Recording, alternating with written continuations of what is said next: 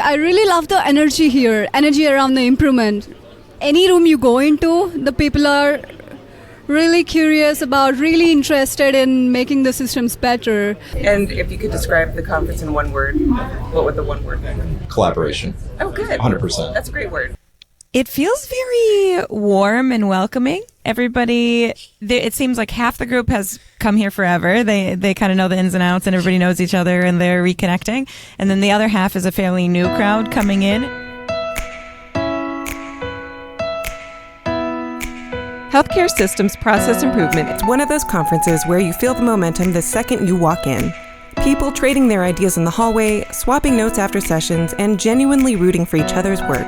So for this special recap episode, we're bringing you inside the Problem Solve live booth. Short, on-the-ground conversations with people who make this community what it is. You'll hear the themes that kept coming up, the questions people are wrestling with, what's inspiring the next generation, and what attendees are taking back to their organizations, starting with the topic that was everywhere this year, AI.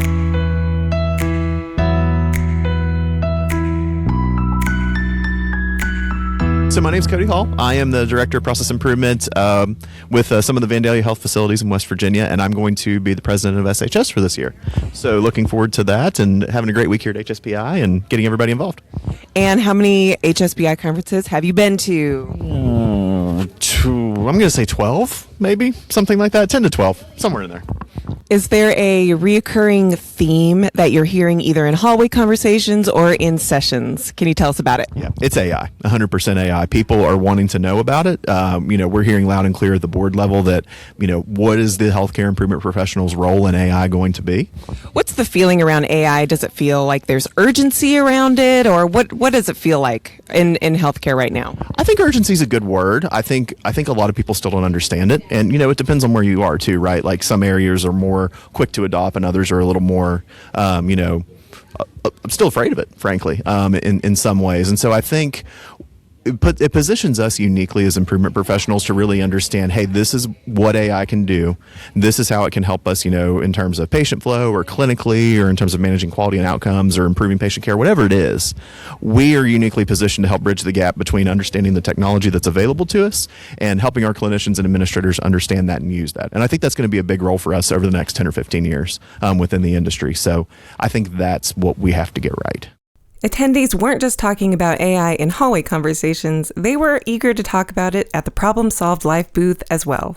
My name is LJ Gearhart. I am the Robotics, Automation, and Innovation Manager for Mayo Clinic in their Food Services Department. We definitely want to hear more about robotics, so... It's all the buzz with AI, right? It really is. Myself and a few other colleagues with Mayo Clinic, we call ourselves the Big Six, but we collaborate in support services, EVS, supply chain, linen, central services, food services. The patients always come first, right, in healthcare, and that's the first thing that we look at. If we can really focus and synergize towards bringing solutions that support patients in maybe a direct or really non-direct way, we are contributing in a positive manner to the entire organization. Okay, so you do that through robotics. Yep, absolutely. Okay, describe that for us. Well, it's not like the Jetsons. By no means, but don't tell my kids that, right? Yeah. So not all solutions require automation. I think it's the first thing is you have to step back and think about whether or not something really needs to be automated through robotics. There's a lot of travel paths that can be push, pull, point A to point B, but everybody's moving in this sort of secular motion. What if we all do it together? And that's a lot of our philosophy when we look at automation. AI is a really big piece of the solution, but it's a piece. It's not the full solution. Yeah. And I love the fact that we're all thinking of that in different healthcare systems and bringing forth technology that's going to enhance solutions. My name is Beju Rao. I'm the founder CEO of Amrita Inc., where we operationalize explainable AI at healthcare systems and more. My focus has been mainly on AI, data, and machine learning applications in healthcare, both on the clinical side as well as on the operations side. Okay, tell us about it. You said you conducted a survey. Can you tell us about that? Yes. So we have done survey of healthcare leaders on the use of AI and machine learning. Turns out that 80% of the healthcare leaders are actually using AI in either within the EMR systems or outside EMR systems, and they're doing it to improve the obviously the patient satisfaction, revenue, throughput, and also most importantly to reduce the clinician burden. Right, and 60% of the folks said that they're actually seeing measurable results. So that is to me very fascinating. You know, it's great to see 60% of the people are seeing the ROI on AI. So my name's Chris Mitza. I am an industrial engineer, and I'm a project manager at UPMC in Pittsburgh, Pennsylvania. What do you think the future of healthcare is going to look like? I know AI is the big phrase and term right now. It is. How we enable that, the ecosystem that it has to play within. How do we do that in a safe, and useful way for us? It will be interesting. I think we got to make sure it's a tool that helps us versus us adapting to something that we don't necessarily want or need. And at the same time, right alongside all the urgency around AI, there was a second message that kept surfacing. None of this works if we lose sight of the human inside of the system. Okay, I've been to this workshop where the lead, Dr. Lucas Mazur, he just told this phrase like, if you build the people will build the processes for you. My name is Anusmita, and I've recently finished my master's in health informatics. And I work with the Division of Healthcare Engineering at UNC Chapel Hill. And I work on the process improvement, quality improvement projects within the healthcare system at UNC. I think so. A lot of times we fall into this trap of efficiency, outputs, metrics. But at the end of the day, it's the humans who build these systems. And when these people feel heard, supported, and valued, I think the systems will be better. This is something, the human factors thing, it's not just a side thing, it's the core value. Going back, I will always keep in my mind that it's the humans we are dealing with. Is there some place where human behavior and systems design collide in your work?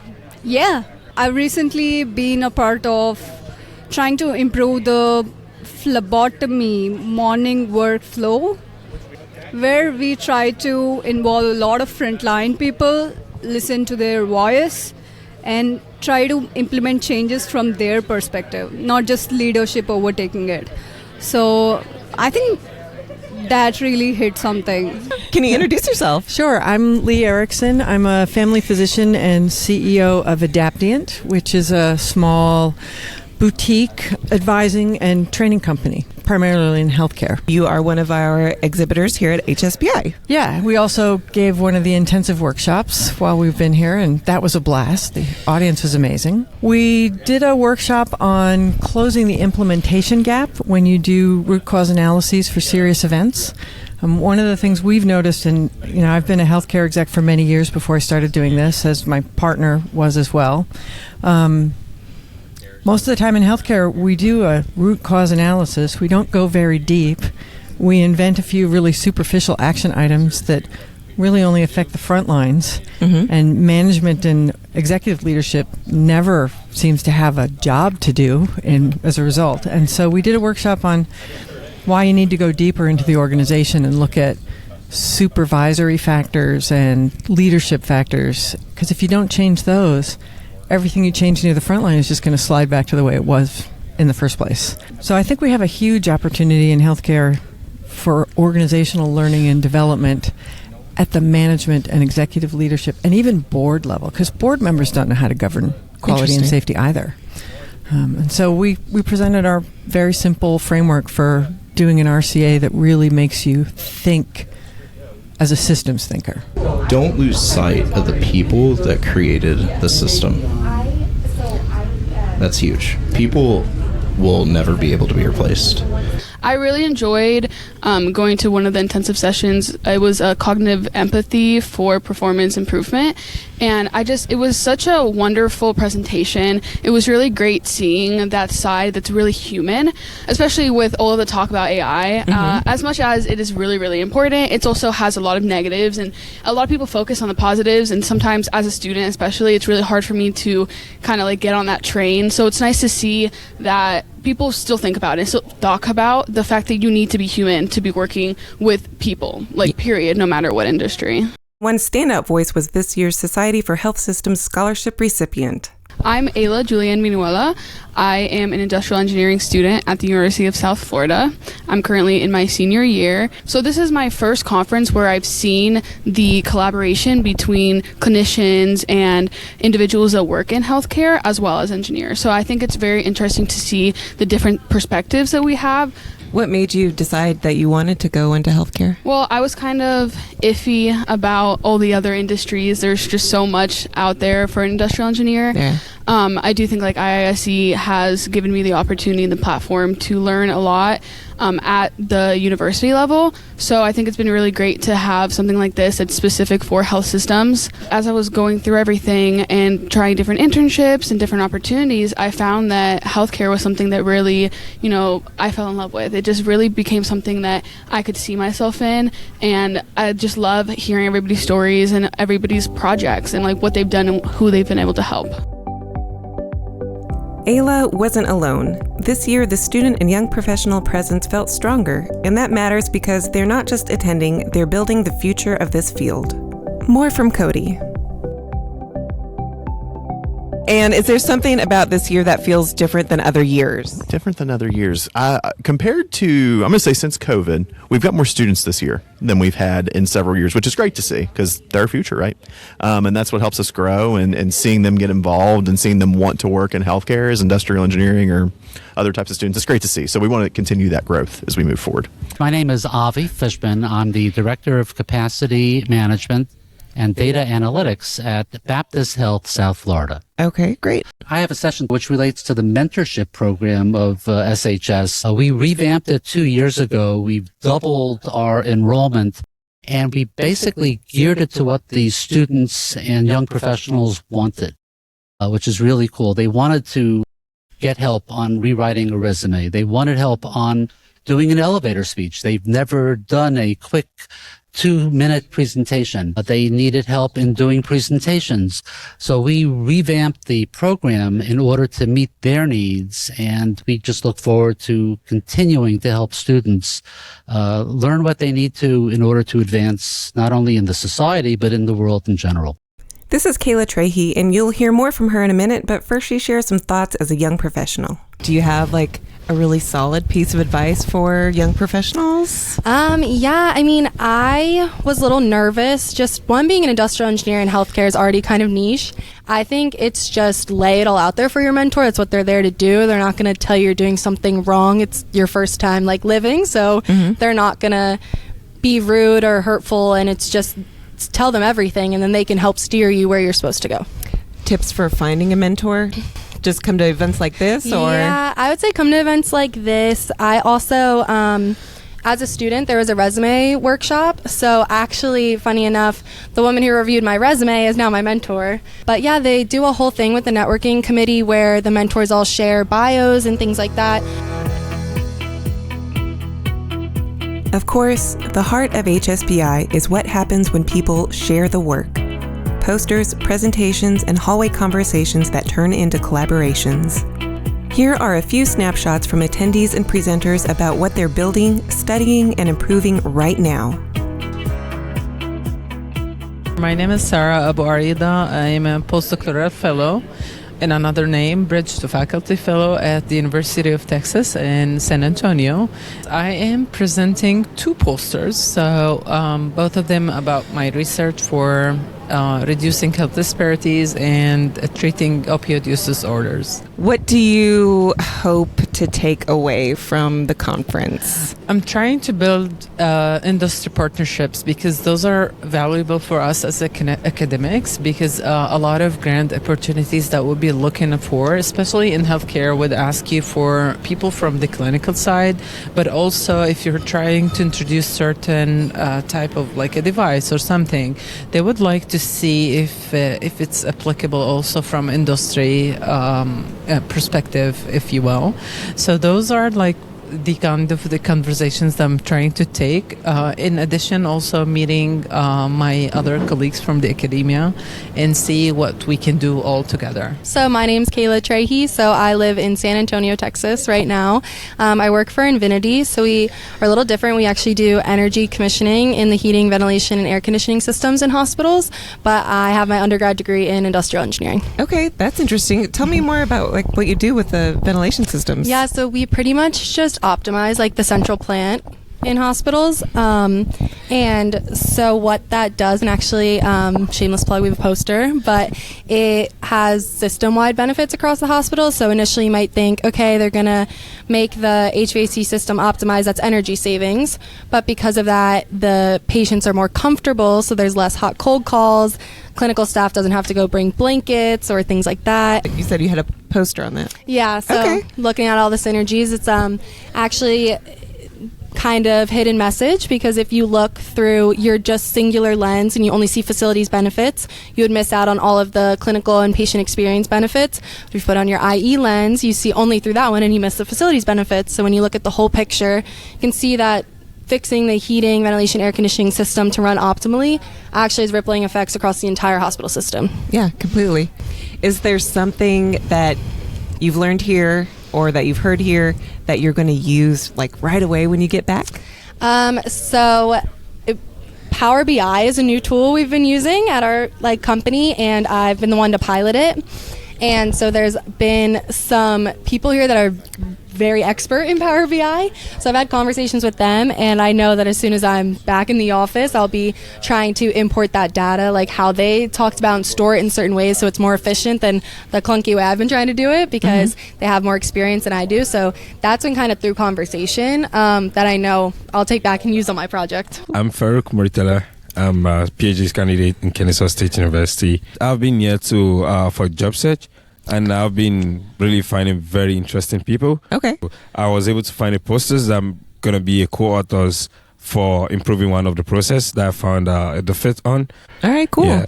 So my name's Chris Mintza. How long have you been in the field of healthcare? 2007 is when I started, and I've kind of hopped in different departments, but always looking at workflows, whether it be with technical IT writing code, or looking at actual workflows for ORs and things of that nature. And what do you think is most exciting about that or fulfilling about that? For me, it's loving to try to fix a problem. So I mean, there's things I can do and then things I want to do, and for me, when I can use my skill set to map out or write code or develop an app or automation, it's does it make life easier? Does it indirectly at least get to the patient at some point to make things better for them? So that's when I feel the accomplishment. Yeah. I have a presentation looking at preference cards for surgeons in the OR later this afternoon. So happy to share with my peers here what we've been going through, and it was more of even a conversation than me kind of saying, well, here's how you fix it. It's more of, here's what we've done. What have you experienced and thought of? So a little bit of collaboration still. Oh, great. I'm Girish Gopalakrishnan. I work as a senior manager, continuous improvement, with a company by name Case New Holland, CNH. Actually, we are a manufacturing company. We do agricultural tractors, equipments, backhoe loaders, construction equipments. But I had a short stint in healthcare.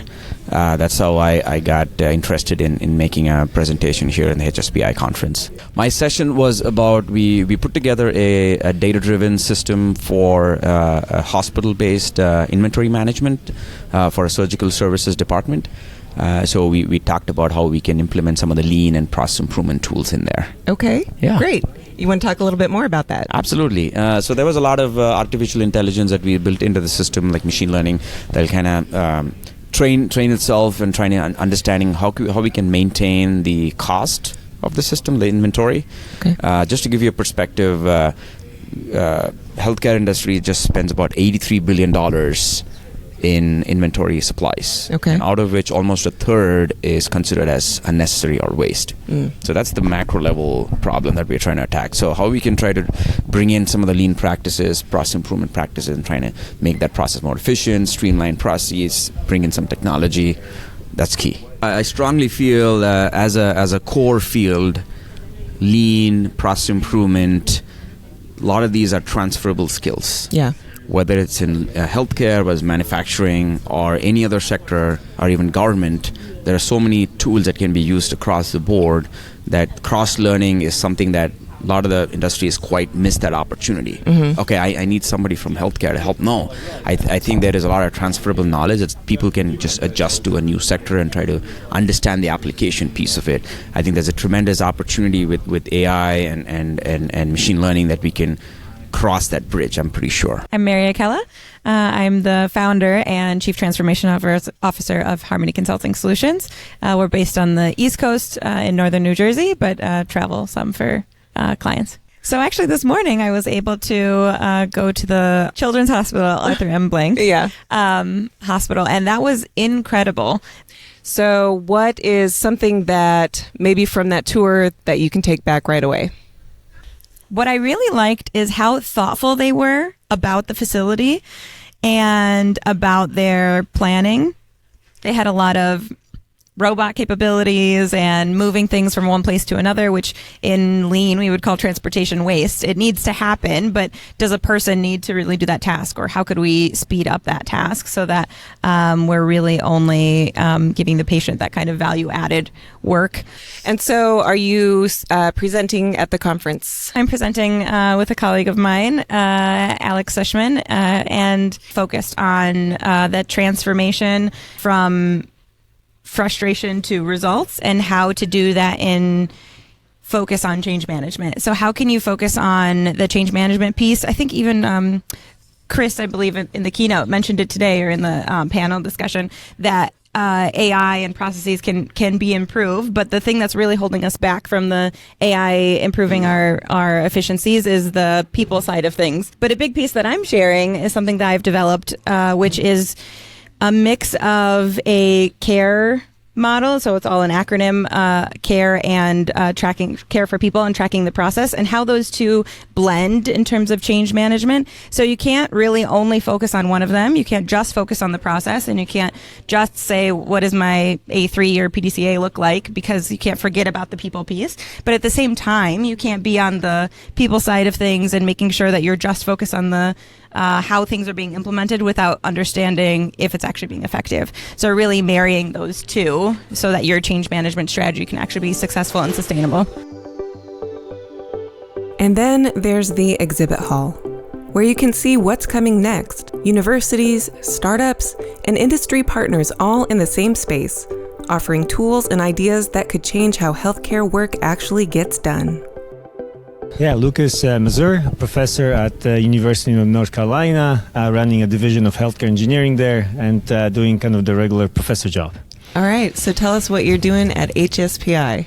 Well, we came here in a partnership with the Institute, and we had an exciting startup happening through UNC. It's called Mayazura. We kind of like to think that the name itself represents a lot for us. So Maya stands for good mother in Greek.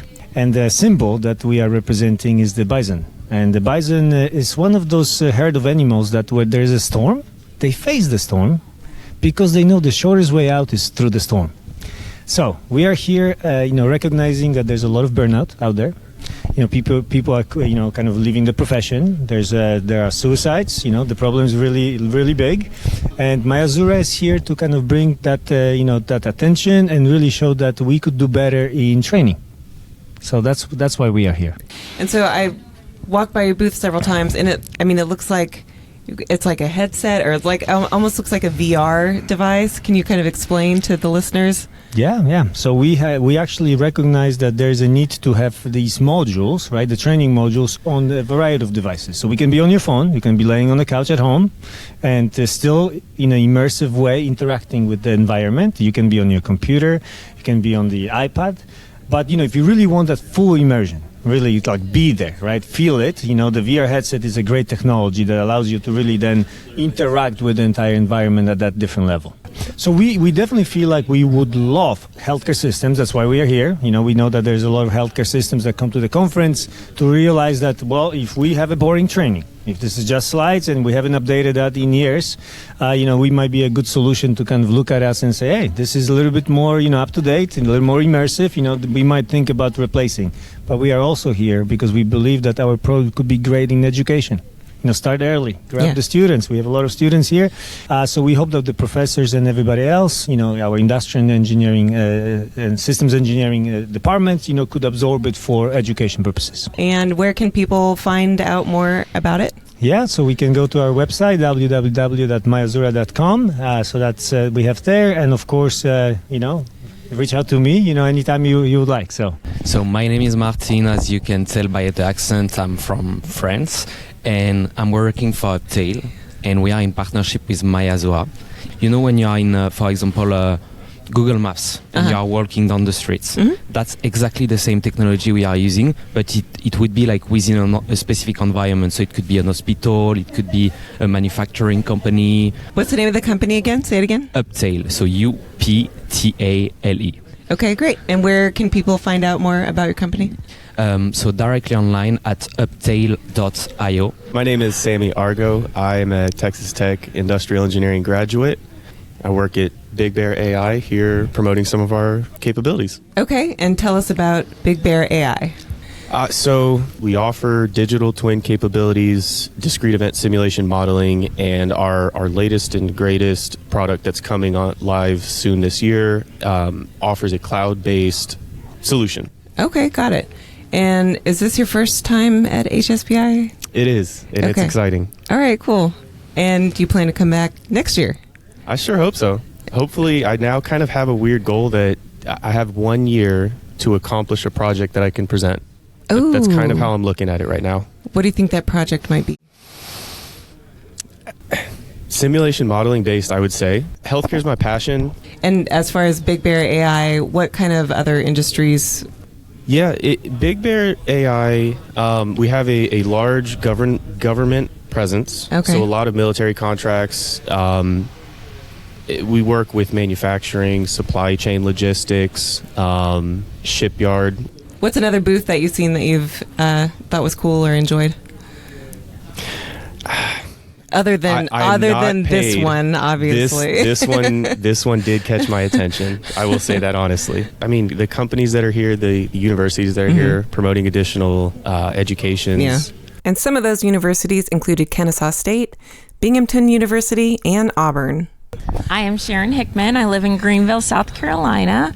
I am the president and COO of Adaptient, but I also am a part-time lecturer at Auburn, and they've recently added a healthcare systems certification through the industrial engineering department, which has been very interesting for me, having 25 years of practical experience working in healthcare, former senior leader at a couple different organizations. So tell us about the program. Tell us about the new program. So it's a graduate level program online and in person. So it could be on campus or remote. And it has 3 courses that are required. One is healthcare operations.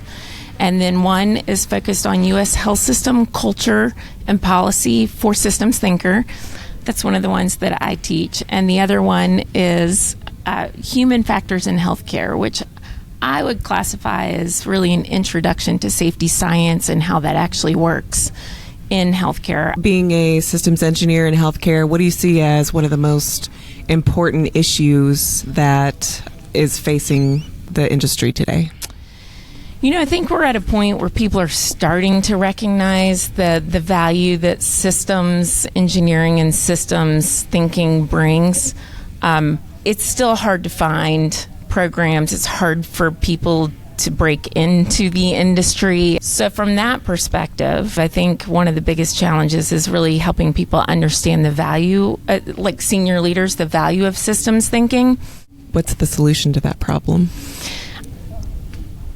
I honestly think we really, as an academic environment, as we're training these students to work in healthcare, is to help them with that emotional intelligence change management side. We teach a lot of theory, and we aren't really teaching those soft skills that really need to come along with the engineers that are working in healthcare so that they can very comfortably go into someone's day without them feeling uncomfortable. Because we do a lot of observation. I mean, who wants to have someone watch you work, right? It just kind of stinks.